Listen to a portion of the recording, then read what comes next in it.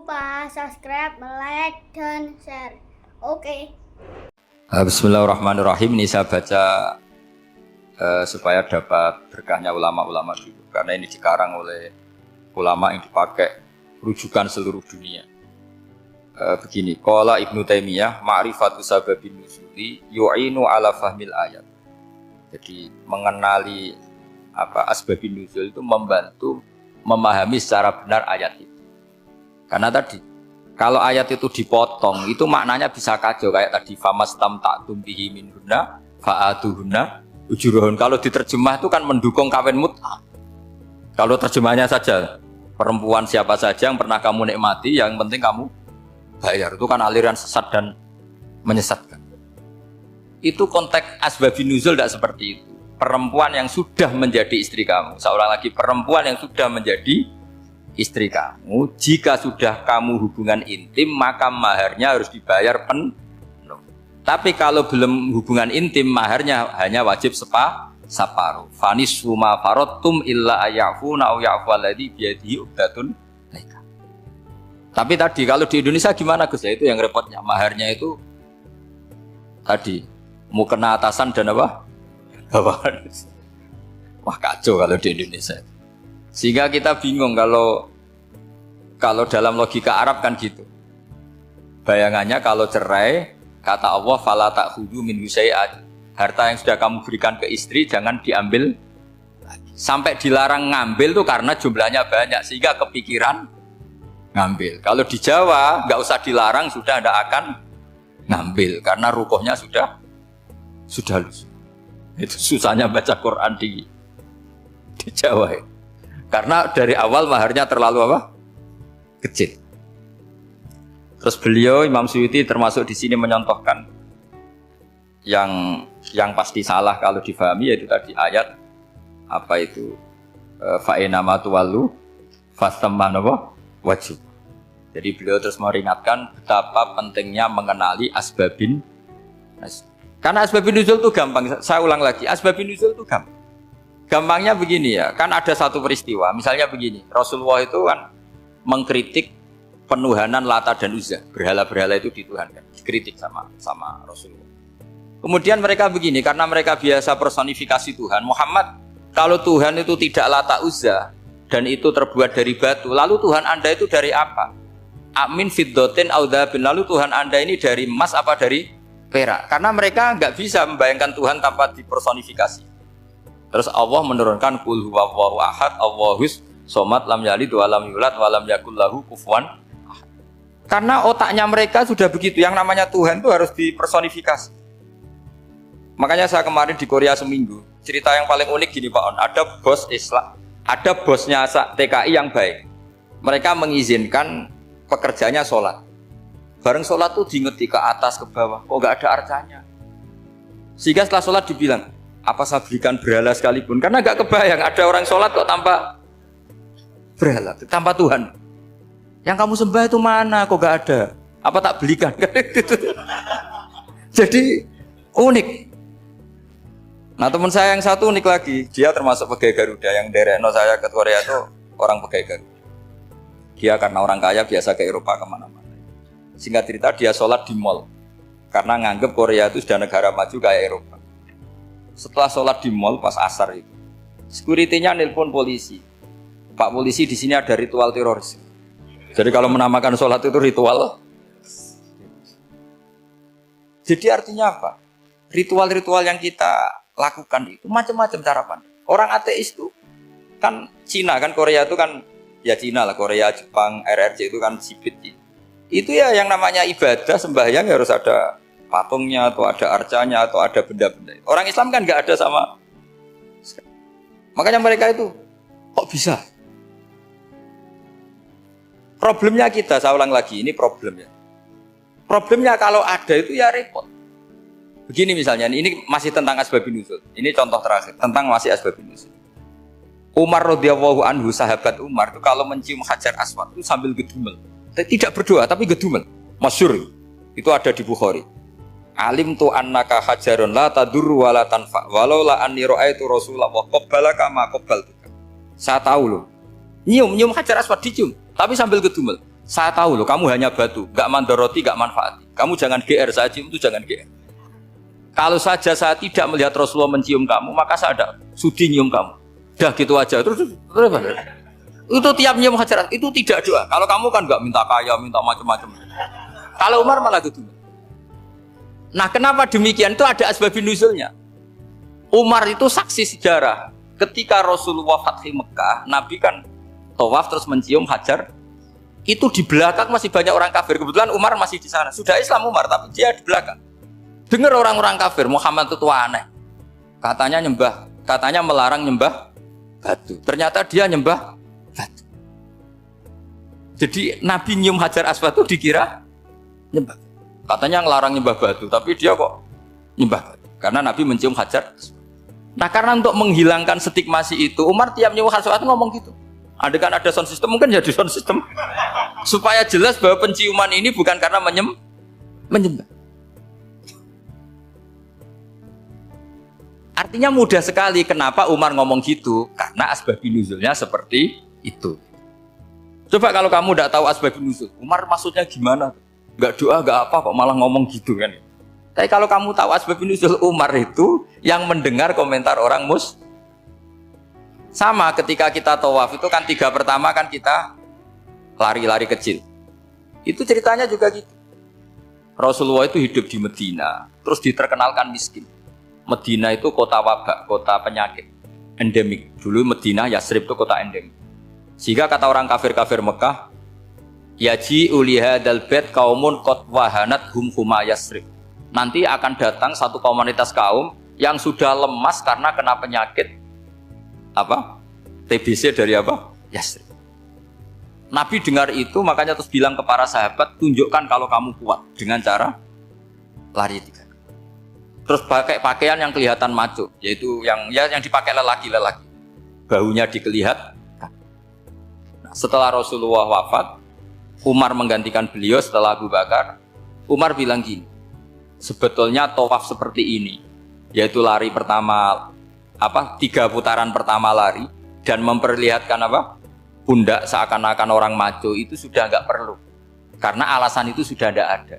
Tapi ini tinggalan Rasulullah, maka jangan rubah ya, tetap seperti ini. Akhirnya meskipun sudah tidak ada alasan tadi menjawab stigmasi orang kafir, tetap tawaf seperti. Jadi memang agama itu unik. Kadang kita harus tahu alasannya, tapi alasan itu kalau menjadi mahatul hukmi, pijakan hukum sah.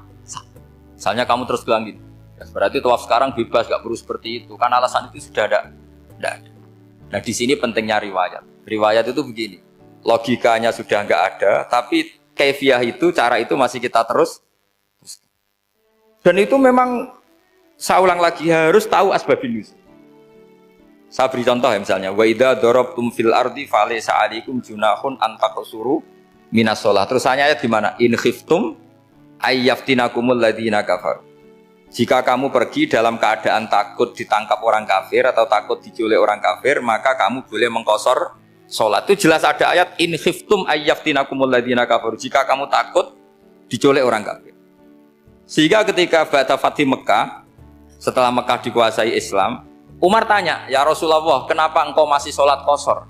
Bukankah kita sudah aman? Wa qad qala ta'ala in khiftum ayyaftinakumul ladzina kafaru. Allah ngendikan boleh mengqasar itu kalau dalam kondisi takut. Wa qad kunna fi amrin, sekarang kita sudah aman. Jawabannya Rasulullah itu unik. Ya Umar, hadihi shadaqatun faqbalu shadaqah. Ini sedekahnya Allah, bonus, sudah terima saja, enggak usah catatan-catatan gitu. Sehingga era Umar ya ada lagi yang tanya Umar ke gitu. Kata Umar, sa'altu dzalika Rasulullah sallallahu alaihi wasallam faqala hadihi shadaqatu wa faqbalu shadaqah. Sudah ini bonus dari Allah, terima saja. Ini kan unik, padahal kalau secara disiplin ilmu kan begini. Kamu boleh mengqasar sholat kalau dalam bepergian dan dalam keadaan takut. Logika hukumnya kalau tidak takut, tidak usah. Sama seperti begini. Kamu kalau pergi jauh seperti saya Pak On, itu ngosor sholat apa enggak ngosor kan? Alasannya kalau kosor itu, kalau pergi itu masyakot, repot. Sekarang pergi kita pakai Alphard, pakai Innova, bawa uang, disupirin, itu masyakot enggak? Enggak kan? Tetap boleh jamaah enggak? Boleh. Sebenarnya kamu jamak itu karena pengetahuan hukum apa karena enak jamak? Kalau alasannya masyakot kan sekarang sudah ada. Nggak repot. Ya sudah pakai hadis tadi, ini hadiah, terima saja. Jadi makanya agama itu riwayat. Tapi ada saja ulama yang agak balik loh. Agak balik gini, banyak juga ulama misalnya duwe gawe, ibunya sakit terus ribet jamak sholat. Kenapa? Ribet ngurmat ibu. Makanya ada saja kiai yang duwe gawe mantu itu terus jamak sholat, tapi jangan ikuti. Tapi ada saja karena alasannya jamak itu karena apa? Repot. Ya ada saja, tapi ya jangan ditiru. Cuma saya ini cerita apa ya, analisis hukum itu memang agak-agak unik. Jadi tadi kadang Nabi itu ditanya, ya Rasulullah kita dulu boleh jamak qasar ini kan karena in khiftum ayyafinakumul ladzina kafaru, takut diancam orang kafir. Sekarang aman, kenapa tetap jamak? Jawabnya Nabi, ini hadiah, terima saja. Ya ada sahabat yang bantah, kenapa Nabi? Allah itu zat yang baik, kalau sudah ngaji bonus nggak pernah ditarik lagi. Makanya Nabi kalau berdoa itu unik, ya siapa yang disiksa di dunia karena dosanya, fawahu akramu min ayyus sanniya uqubatahu fil akhir. Kalau ada orang salah kok di dunia sudah dikasih sanksi, Allah itu lebih mulia untuk mengulang nanti di akhirat. Akram itu Allah terlalu mulia, maksudnya orang kepikiran wis males ya selesai, tidak akan di. Kalau sampean kan enggak, masih ingin lagi. Jadi itu cara berpikir apa? Nubuwah. Jadi berpikir nubuwah itu beda. Ada orang pas sujud diinjek sama orang fasik. Diinjek, kemudian si yang sujud tadi, wallah la yaghfiru wallahu laka, demi Allah tidak akan ngampuni kamu. Itu langsung Allah memberi wahyu sama Nabi di zaman itu. Bilangin yang sedang sujud itu, dia harus minta maaf sama saya, kata Allah. Man dzalladzi yata'alla ala fulan, dia bersumpah bahwa Allah tidak akan memaafkan orang itu harus diralat. Nabinya iskal, kenapa ya Allah? Yang Tuhan itu saya ini punya sifat dua, bisa menyiksa dan bisa memaafkan. Kenapa dia milih sifat saya satu tidak memaafkan? Akhirnya apa? Orang yang nginjek tadi sama Allah dikasih tobat dan jadi orang soleh. Jadi itu makanya kamu nggak boleh jadi orang ekstrim nyifati Allahnya satu. Nggak boleh, Allah tetap bisa yaghfiru liman yasha wa yu'adzibu. Sifatnya Allah dua ya tetap dua, nggak boleh kamu pilih satu. Misalnya kamu kan biasanya gini, yang ghafur untuk kamu, yang sadidul uqab untuk orang lain. Mesti kelakuannya sampean kan begitu. Nggak boleh seperti itu. Rasulullah kayak apa bencinya sama Wahsy? Karena Wahsy itu qatilul Hamzah. Yang membunuh Sayyid Hamzah siapa? Itu bencinya bukan main Rasulullah. Sampai maksud-maksud Wahsy. Tapi sama Allah malah diturunkan ayat laisa laka minal amri syai'un aw yatuba alaihim aw yu'adzib. Muhammad, meskipun kamu kekasih saya itu tidak wilayah kamu, maafkan atau enggak, terserah saya, kata Allah. Ternyata betul, malah Wahsy dikasih tobat. Nah sekarang enggak, orang itu nyifati Allah sama orang lain syadidul iqab, kalau sama dirinya enggak boleh seperti itu. Allah ya sifatnya tetap. Jadi boleh kamu misalnya berdoa, ya Allah mbak yang cantik itu semoga dapat jadi istri saya. Mbaknya juga boleh berdoa, ya Allah naudzubillah min dzalik. Jadi ini adu kekuatan, nanti terserah nanti Allah pihak yang mana. Kayaknya pihak yang perempuan mungkin. Karena kasihan kan kalau cantik dapat orang apa?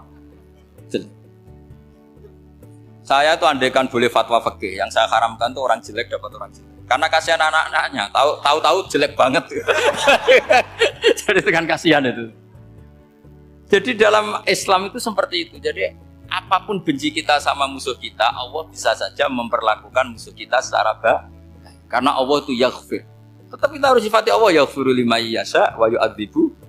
Jangan karena kita benci seseorang seakan-akan Allah sama dia pasti yu'adzib. Pasti menyik. Itu yang dicontohkan Allah kepada Rasulnya, itu beliau tidak cocok sama Wahsy, malah Wahsy dikasih petunjuk. Makanya terus ada ayat apa, laisa laka minal amri syai'un aw yatuba alaihim aw yu'adzib. Muhammad, tidak wilayah kamu, saya menentukan mengadab atau mengam. Makanya rata-rata kiai ulama itu halim, orang halim itu rileks, layinal janib, tidak gampang menvonis orang lain. Biar Allah tetap dengan sifatnya yaf'alu ma yasha, bahwa Allah bisa melakukan apa saja. Soal kamu benci sama seorang, benci saja atas nama kamu, jangan nyatut-nyatut Allah. Misalnya kamu cinta seseorang, wah ini yang calon presiden ini harus jadi presiden. Ternyata Allah menghendaki jadi menteri, mau apa? Ya Allah ya falu maya, mau apa coba? Yang kiai atau Pak On, DPAI, patentnya kan menteri agama itu Pak On. Tapi kalau Pak yang takdir gitu mau apa? Ya sudah, Allah ya falu. Santai aja. Itu rileksnya ahlul ilmi, ya sudah santai saja. Ini negaranya Allah, ini kerajaan Allah, ini buminya Allah, ya Allah biarin ya falu. Mas, jadi Tuhan Allah kamu yang repot. Kira-kira jadi Tuhan itu Allah kamu yang repot. Ya Allah biar tetap ya falu. Maya, Allah boleh yang firli maya, saya udah tibu. Saya kira demikian.